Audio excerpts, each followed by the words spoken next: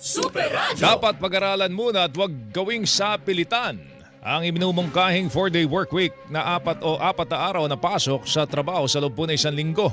Ayon kay Sergio Ortiz Luis Jr., Pangulo po ng Employers Confederation of the Philippines, may benepisyo yung pagpapatupad po ng 4-day work week sa malalaking kumpanya pero hindi sa lahat ng sektor.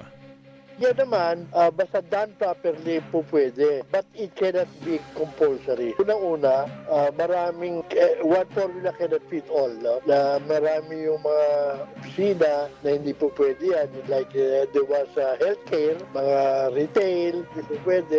Sa media. Kasabay nito, sinabi ni Ortiz Luis na mahihirapan ang maliliit na negosyante na ipatupad ang 4-day work week.